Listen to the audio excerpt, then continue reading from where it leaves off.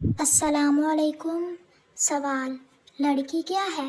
جواب: لڑکی وہ ہے جو کسی شادی میں جانے سے پہلے فیس واش، فیس اسٹک، کاجل، بلش آن، نیل پالش، پرفیوم اور ساتھ میں ہیل اور ایک اچھا سا ڈریس پہننے کے بعد اپنی فرینڈ سے کہے، یار جلدی جلدی میں نے تو کچھ کیا ہی نہیں۔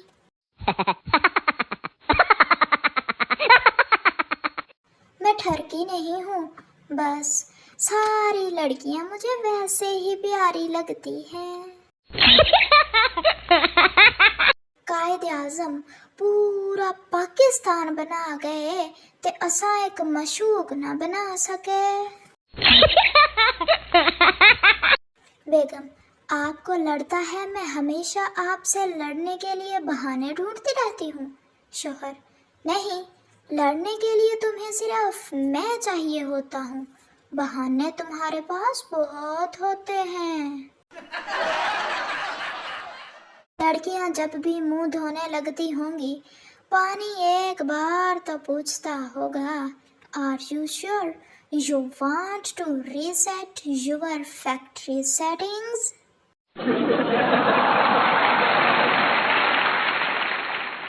میڈیسن بنانے والی کمپنیوں سے گزارش ہے کہ نیند ہمیں خود ہی آ جاتی ہے، آپ جاگ اٹھنے والی کوئی میڈیسن بنائیں۔ لڑکا: اپنا دوپٹہ اٹھا لو، زمین سے گھسا جا رہا ہے۔ لڑکی: دوپٹہ بھی اپنا فرض نبھا رہا ہے، کوئی چوم نہ لے میرے قدموں کی مٹی کو، اس لیے نشانات مٹا رہا ہے۔ لڑکا: او بادشاہ سلامت کی اولاد، آگے گوبر ہے۔ ایک کرنل صاحب نے اپنے فوجیوں کو چائے کی دعوت دی۔ کرنل صاحب نے سموسے اور بسکٹ رکھ کر کہا کہ ان پر ایسا حملہ کرو جیسے دشمن پر کرتے ہو۔ سب فوجی شروع ہو گئے۔ ایک فوجی نے سموسے اور بسکٹ جیب میں ڈالنا شروع کر دیے۔ کرنل صاحب نے کہا، یہ کیا کر رہے ہو؟ فوجی نے جواب دیا، سر، دشمنوں کو زندہ گرفتار کر رہا ہوں۔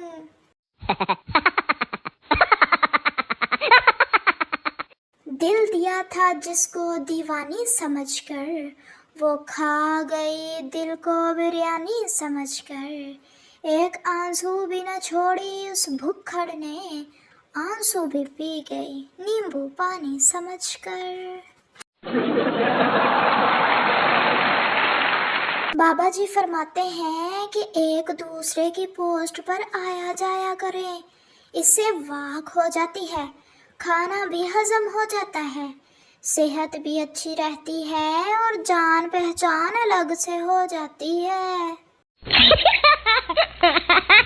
لوگوں کو بلاک کرنا کافی نہیں، بس مجھے اب بندوق چاہیے۔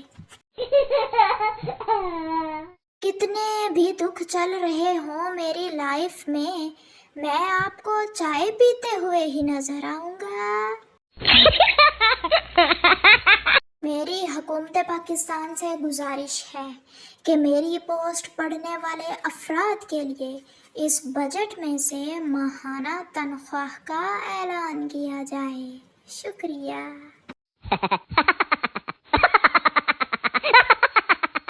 اگر یوں ہی یوٹیوب دیکھ کر لوگ ڈاکٹر بنتے رہے تو وہ دن دور نہیں جب گلی میں ڈاکٹر سائیکل پر آوازیں لگا رہے ہوں گے، معدہ، دانت، گردے ٹھیک کروا لو۔